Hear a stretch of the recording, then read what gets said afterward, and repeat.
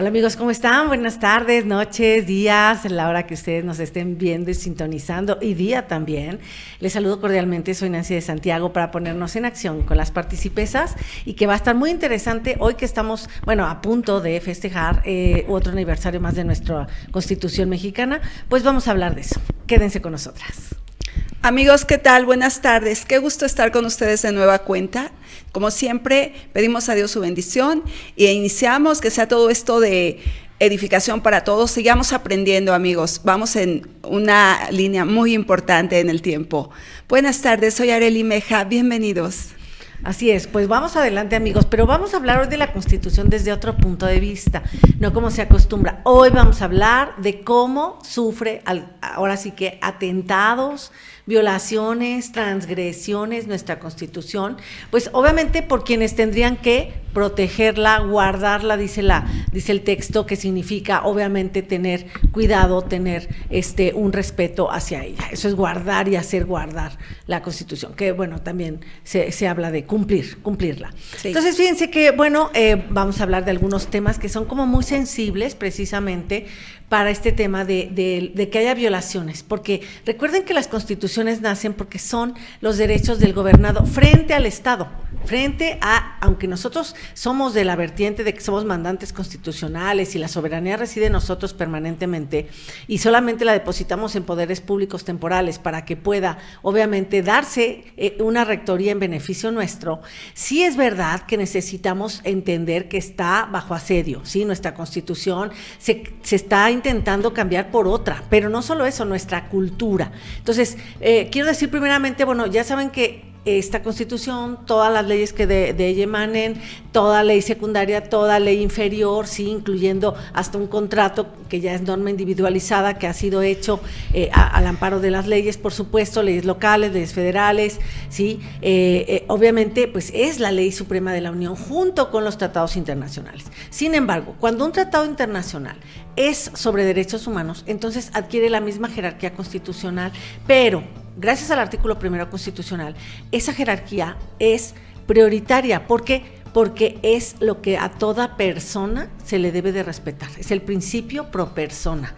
Entonces ahí sí es que si viola un tratado internacional sobre derechos humanos, se tiene que estar a ese texto aprobado, ¿sí? Entonces es un tema bien importante porque obviamente eso constituye entonces nuestra regla máxima, nuestra Constitución, que puede ser reformada también, pues obviamente por la presencia de 2/3 partes de los en este caso del Congreso de la Unión, y que además tiene que tener la aprobación de 17 legislaturas por lo menos para que se pueda modificar esa Constitución, que ha sido muy modificada. A mí no me molesta que haya sido modificada, yo decía el otro día que es una Constitución de corte socialista, pero efectivamente, como después mencionaba Arely, es una Constitución que tiene también su parte neoliberal y que bienvenida a una Constitución híbrida como esa. Entonces vamos a quitarnos de la cabeza las telarañas de que, por fin llegó el socialismo y por fin la izquierda, y por fin no es cierto. El PRI ha tenido mucha izquierda, demasiada izquierda, pero también trajo obviamente la apertura comercial, que vino el neoliberalismo. Entonces a mí me parece que esa riqueza no se debe determinar. Sin embargo, estamos sufriendo los embates del marxismo cultural y por eso se meten con nuestro texto constitucional. ¿En qué temas? Temas fundamentales precisamente, como puede ser la familia, contra la que están atentando y que conlleva el interés superior del menor. Entonces, tenemos que entender que los mexicanos tenemos derecho a nuestra cultura occidental, que está sustentada en bases judeocristianas, y esto no es religión, estamos hablando de historia, estamos hablando de fundamentos antropológicos y sociológicos, y los vamos a defender. Entonces, ¿qué pasa con los atentados que están sufriendo estos días la familia en nuestro país? Pues voy a empezar nada más mencionando, para abrir boca, y en el siguiente bloque termino, que ha habido recortes presupuestales a temas que atienden a la familia, ¿sí? Entonces, este es un atentado directo a la Constitución, aunque parezca que es una decisión ejecutiva.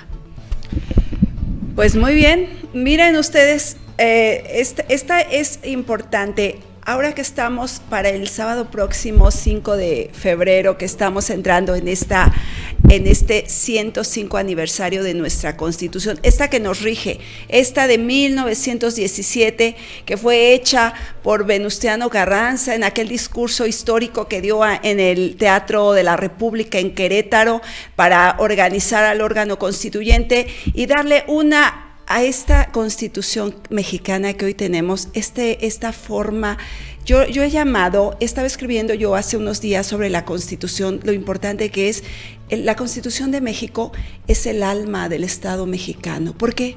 Porque de ahí emana todo lo que es el ordenamiento jurídico social de este país. Nancy acaba de mencionar algo muy importante, que es esta Constitución social, una Constitución con una base social fundamental, que en aquella época, en el momento que este señor Venustiano Carranza, que si bien venía de un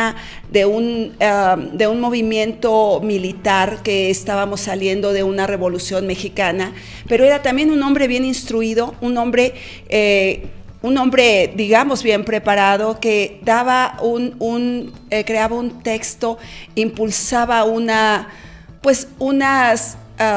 darle una renovada, una refrescada. Y aquí está la parte social de esta Constitución que tenemos en el artículo 3, el artículo 27 y el artículo 123. El primero, la educación, que es fundamental para que este país avance, para que este país tenga una base sólida de educación, porque eso es lo que pasa en los países avanzados, que su sociedad es una sociedad educada. Después tenemos el artículo 27, que es el fundamento de lo que es la tierra elegido para los campesinos, el trabajarla, que les corresponde. Y el 123, que es el trabajo, es lo que le da forma a los trabajadores. Entonces, de esta manera, vemos que es una constitución netamente social que venía a dar forma para que se abriera ahí todo lo que después, como lo mencionó Nancy, estos tratados internacionales para los derechos humanos, los derechos fundamentales de nuestro país,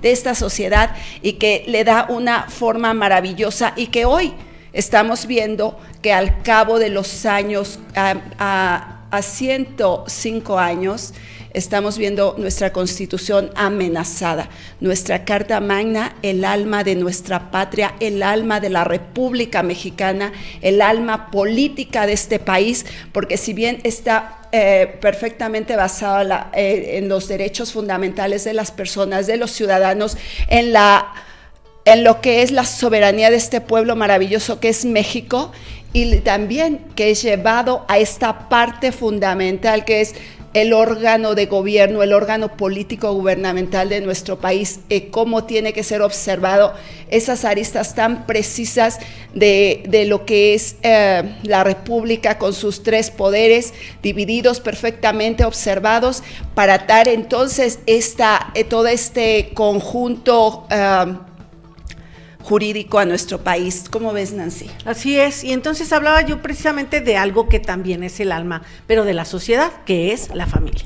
Y entonces, partiendo del interés superior del menor, porque finalmente son las generaciones que estamos esperando para que mantengan viva la nación. Ese es un punto muy importante. Entonces, cuando se vienen estas políticas del marxismo cultural, que no nos es propio, hay que decirlo con claridad, son una minoría gritona, una minoría atea, que está tratando de cambiarnos la cultura, y eso es lo que debemos de defender. Los mexicanos no lo hemos visto por ahí, pero ya se están empezando a organizar grupos y movimientos, porque esto de verdad ya ha llegado a un nivel insostenible. Es decir, al menor se le está desprotegiendo absolutamente desde los presupuestos, decía yo, pero cuando quitas unas estancias infantiles, 9,000, pues entonces las mamás no pueden atenderlos, cuidarlos. Cuando pones las políticas proabortistas, pues evidentemente estás evitando que podamos tener la tasa de reposición de la nación y que no crezcamos. Cuando evitas pues que las mamás puedan tener derecho a acceso a tratamientos para su salud, pues también estás desprotegiendo a la familia. Pero viene un tema bien importante y que me parece sustancial, que es el que quiero enfocarme prioritariamente, que es el tema educativo, donde empieza a haber conflictos con los padres porque quieren imponerles la ideología de género, que es un constructo ideológico no basado en ciencia, que obviamente atenta contra nuestra cultura, hablando precisamente de nuestras creencias, que tiene que ver con la biología, la fisiología, la ginecología, la obstetricia, la anatomía, donde hay dos sexos claramente identificados, y que entonces hoy en día se nos quiere vender que existen otro tipo de manifestaciones. Por supuesto que hay un libre desarrollo de la personalidad, pero hay que proteger al menor hasta su mayoría de edad. Y a partir de ahí, entonces sí, si quiere adoptar estas ideas que se dicen a sí mismas progresistas, que solo significa, insisto, para los que no han visto las anteriores emisiones, que van contra la tradición, ¿sí?, contra nuestros principios y valores culturales, entonces eso que presumen como avance y que es más bien un retroceso, eso sí lo tenemos que defender, porque entonces está en riesgo la niñez, está en riesgo su futuro, porque cuando empiezas con que un niño transgénero se puede cambiar el acta de nacimiento, se puede cambiar el sexo con una operación, con la simple presencia de un adulto que lo apoye, aunque no sean sus padres, que tienen la patria potestad, pero no para estas cosas, imagínense lo ridículo. Entonces, si soy responsable del niño, si tengo la obligación de la manutención y de la educación y del cuidado y de la atención, etcétera. No, pero si se quiere cambiar el sexo porque un mayor de edad, con oscuras intenciones, lo está influenciando, entonces ahí sí no me puedo meter. Entonces, fíjense que ya estamos empezando a hacer válidos artículos que están ahí, que parecen muertos, como es que la educación se tiene que tomar en cuenta a los padres de familia. Entonces ya empezaron a haber cartas de, yo me tocó redactar una precisamente para unas familias, para unos colegios, donde les están diciendo, bueno, pues aquí está, fírmale que los contenidos, que nos pertenece, que tu hijo los va a recibir.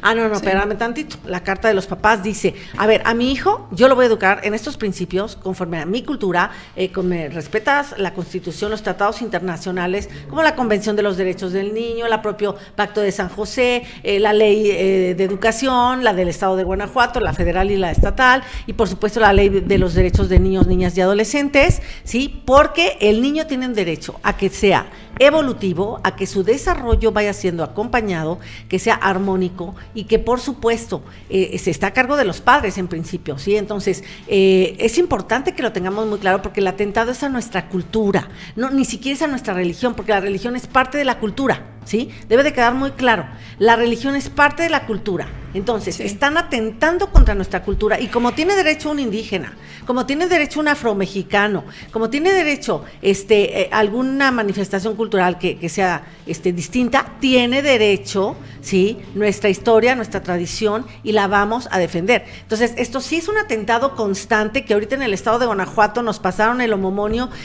Yo no puedo llamarlo de otra manera, porque el matrimonio es complementariedad, es procreación de la especie en términos sociológicos y antropológicos. Entonces, bueno, pues esta unión que sí tiene que tener derechos, eso sí tiene que tener derechos, pero no a que su unión se tenga que equiparar a algo que es distinto. Sí, porque aquí no se trata ni de odio ni de discriminación, es simplemente de correctas figuras jurídicas que verdaderamente regulen la condición y el estado que se trata, no que se trate de meter todo en una misma bolsa, en un mismo costal. Entonces terminaría yo diciendo precisamente que eso sí, se está impidiendo que se tenga entonces una personalidad del menor acompañado en familia y con contenidos adecuados a su desarrollo, para que podamos mantener precisamente nuestra cultura, y no que venga un grupo minúsculo a imponernos la cultura del marxismo cultural con todas sus manifestaciones que son a favor de la muerte, como la eutanasia, por ejemplo, también, que está por ahí también ya queriendo tomar su camino, ¿no? Entonces es importante esta igualdad sustantiva, que no debe de constituir una lucha entre sexos, ¿sí? Son todos este tipo de cosas que hoy nuestra Constitución está bajo amenaza. Es terrible porque, oigan, en los atentados a todo, es que a la seguridad de las personas, a la seguridad de la familia, en los niños, en todos los miembros que conforman una familia natural. Qué triste. Debemos, esta lucha la tenemos que ganar con información, con bases sólidas de conocimiento jurídico, para pelear fuerte y darles la batalla, porque esta es una transculturización o subcultura que nos están tratando de implantar en nuestro país y en los países latinoamericanos e incluso en el mundo. Estaba viendo que Portugal acaba de ganar la izquierda en su Congreso, y esto pues sí nos tiene preocupados, porque Portugal parecía un país que no le tomaban mucho en cuenta en Europa. Sin embargo, estos se están metiendo como bajita del agua, están acaparando todo. ¿Y por qué pasa esto? ¿Por qué no estamos estudiando, no nos estamos informando para entender qué está pasando en nuestro país? Las instituciones en nuestro país se están quebrando, las están quebrando las instituciones que habían sido creadas para el avance y desarrollo de nuestro país, y nos están metiendo unas instituciones que yo analizo y digo, bueno, ¿qué está pasando? Aquí hay en concreto la Guardia Nacional, que es una figura que fue instaurada desde noviembre del 2018 por el presidente, el ya electo presidente de la República, sin haber tomado aún el cargo, pero ya haciendo una planeación de cómo iba a desmantelar todas las fuerzas del orden para conjugar un solo cuerpo policíaco, la Guardia Nacional, que estaba leyendo yo datos del INEGI, de cada 10 miembros de la Guardia Nacional, oficiales de la Guardia Nacional, 7 pertenecen al Ejército. ¿Qué está pasando? Que esta institución está siendo llevada a un orden. No entendemos por qué, porque se supone que estábamos tratando de que no fuera militarizada la policía en nuestro país, o no militarizar las fuerzas del orden, pero entonces la figura está clara, y yo no me explico porque hubo muchísimas pugnas en el Senado de la República años atrás de constitucionalistas que hablaban del tema, que pedían que esto no se podía llevar a cabo. Y yo me recuerdo cuando estudiaba Derecho Internacional Público, cuando aquel caso Radilla Pacheco, hubo un caso tremendo de una desaparición forzada de personas, y que después se llevó se hizo todo un proceso judicial para la búsqueda del señor Rosendo Radilla Pacheco, sin ningún éxito. Al cabo de años, su hija, que arduamente lo buscó, un abogado le sugirió que presentaran una denuncia ante la Corte Interamericana de Derechos Humanos para que ésta le pidiera al Estado mexicano que diera cuenta de lo que estaba pasando con las fuerzas del orden de este país, con el ejército netamente, y la resolución que dio la Corte Interamericana en aquel momento, por supuesto que el Estado mexicano, la exigencia de la indemnización de esa familia, pero además una sugerencia ciertamente, pues bien encausada, de que el ejército debería permanecer en sus cuarteles y no volver a tener ningún juego con la sociedad civil, ninguna interacción con la sociedad civil, si no era por por motivos de los que ya conocemos, en casos de desastres naturales, en casos de excepción, que están también muy especificados en la Constitución. Sin embargo, se llevó a cabo esta creación de esta guardia, y ahora, pues no, es más, hubo un caso muy importante, el caso de Acteal, cuando fueron militares los que masacraron un grupo de personas. Esto es muy delicado, y en aquel momento se habló mucho y los constitucionalistas levantaron la voz, pero hoy en este gobierno no se ha dicho nada. Y miren, la Guardia Nacional, que ha sido conformada, la esencia de este cuerpo policíaco se supone que es para la protección de la seguridad de los ciudadanos. Pero con las fuerzas de la Armada en las calles, la Armada Nacional, la Armada de México, el Ejército y la Marina, es como muy riesgoso para la población. Les digo, 7 de cada 10 oficiales de la Guardia Nacional pertenecen al Ejército mexicano, y entonces sí nos pone en riesgo a la sociedad civil, porque yo creo que no tienen la preparación adecuada aunque se ha dicho que se han estado preparando, pero bueno, lo que se supone que buscamos que haya más una seguridad en nuestro país. Dice, la Guardia Nacional es la institución que se desempeña, ese es un órgano desconcentrado de la Secretaría de Seguridad y Protección Ciudadana. Y luego dice, fue anunciada por el presidente el 14 de noviembre del 18, ya les dije. Para su creación se reformaron y adicionaron los artículos 10, 16, 21, 31, 35, 36, 37, 76 y 87 de la Constitución. Bueno, ya me puse a leer esos artículos, y como no hay tiempo de explicar uno por uno, pero sí es como muy delicado, porque sí se quitan pues derechos. Hay como demasiada permisión, demasiadas atribuciones a la Guardia Nacional que ponen en riesgo la seguridad de los ciudadanos, y esto es importante poner atención. Dice, en el artículo 21 se define como mayor precisión la organización y estructura de la Guardia Nacional, además de la ley de la Guardia Nacional. El proyecto fue aprobado por unanimidad en el Senado y fue también aprobado en su mayoría absoluta en la Cámara de Diputados. En su inicio se su entrenamiento y disciplina estuvo a cargo de la Secretaría de la Defensa Nacional, lo que les digo. Traen una formación netamente militar y su primer despliegue fue el 27 de abril del 19 en la zona metropolitana de Coatzacoalcos, con 1,069 elementos de la Policía Federal, Marina y Ejército que estarían en transición a la nueva corporación junto a 400 policías estatales. Al cierre del 2020, según datos del INEGI, la Guardia Nacional cuenta con 96,358 efectivos en sus oficiales, de los cuales son 83.2% hombres y 83.2% hombres y 16.8 mujeres. 46% de los hombres y 69% de las mujeres perciben un sueldo. Pues no está mal el sueldo, pero ¿por qué no vemos que esté pues más enfocado hacia el tema de seguridad de todos, ¿no? Dice, al cierre del 2020, según datos del INEGI, cuenta con 7,741 camionetas y camiones, 5,752 automóviles, motocicletas y helicópteros. ¿Por qué hay tanta Guardia Nacional y no vemos que haya un real combate al crimen organizado o a la delincuencia de este país? ¿Por qué? ¿Qué está pasando?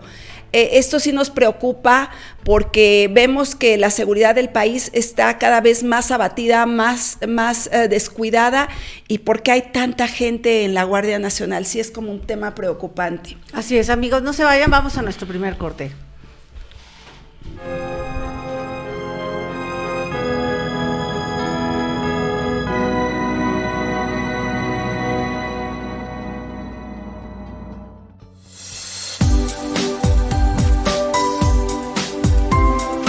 Canal Foro CX, marca la diferencia.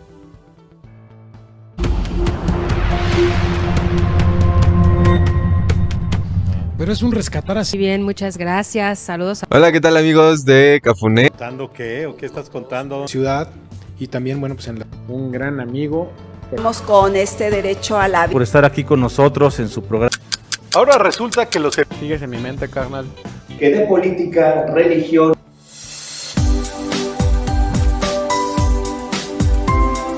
Canal Foro CX, marca la diferencia.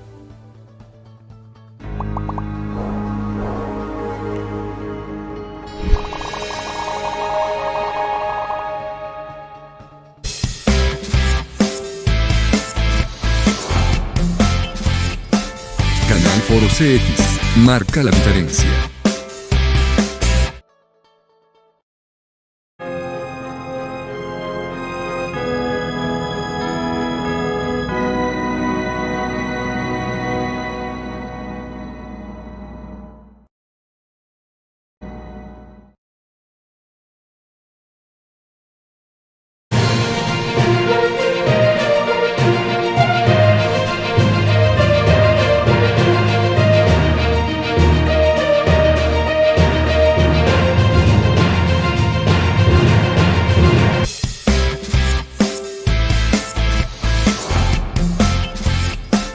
Canal Foro CX, marca la diferencia.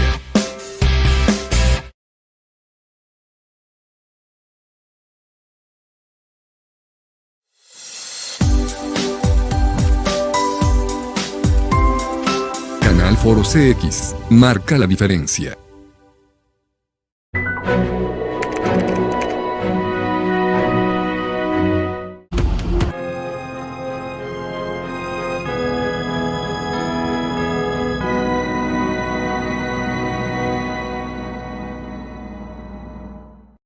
Exacto.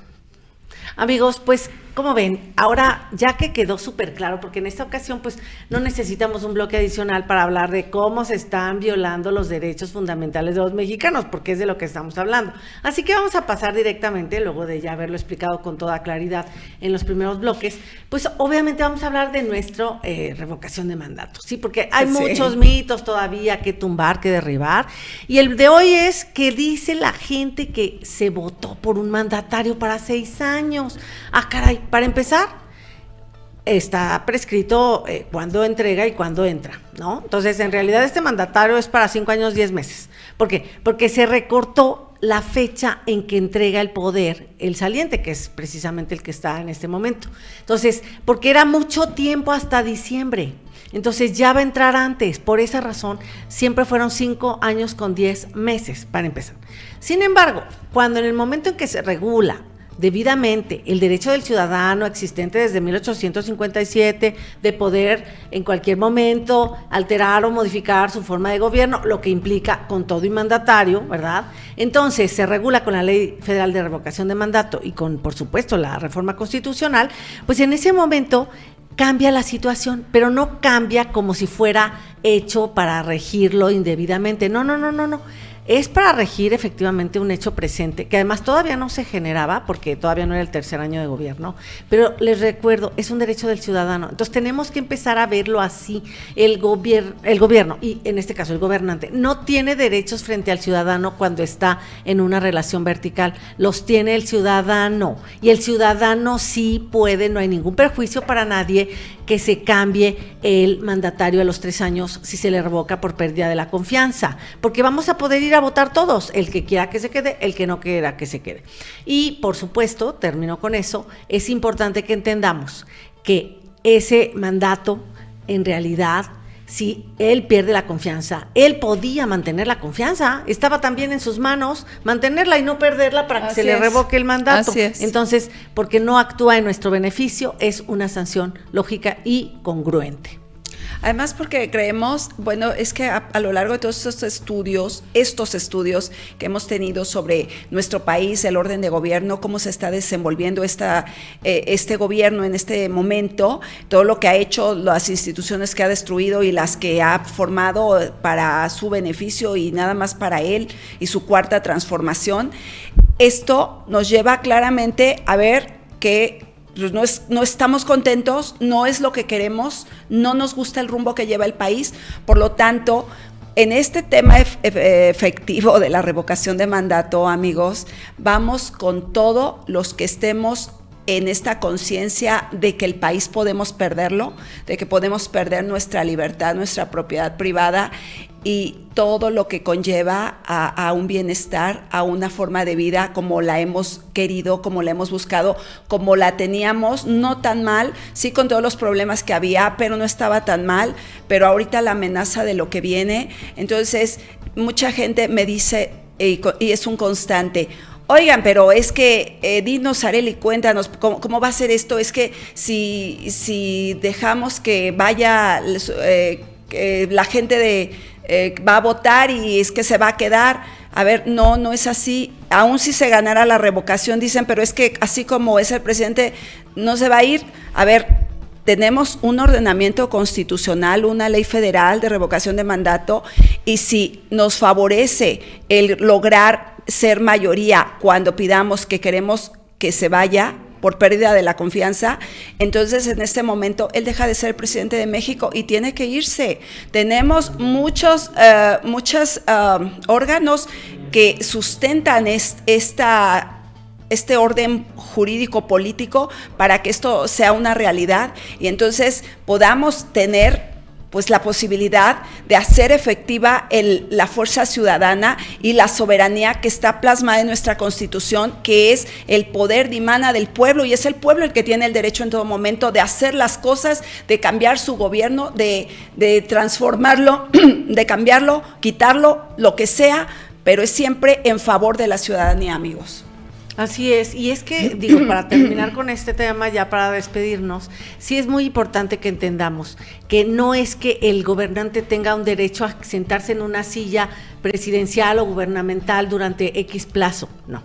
Es el ciudadano el que tiene y se da poderes para su beneficio. Muy bien, amigos, pues se ha terminado el tiempo. Soy Nancy de Santiago, los saludo como siempre y los espero en la próxima emisión. Muchas gracias. Amigos, buenas tardes, Dios los bendiga, Dios bendiga a México, seguimos avanzando, soy Arely Meja, hasta la próxima.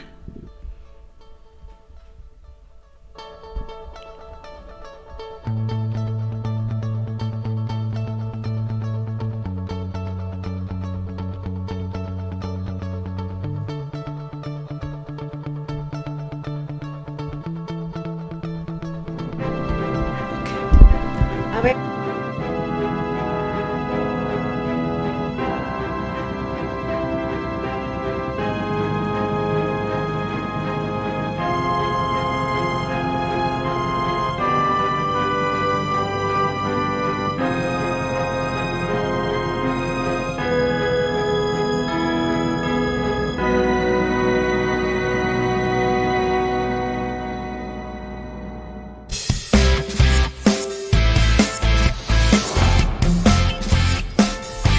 Foro CX marca la diferencia.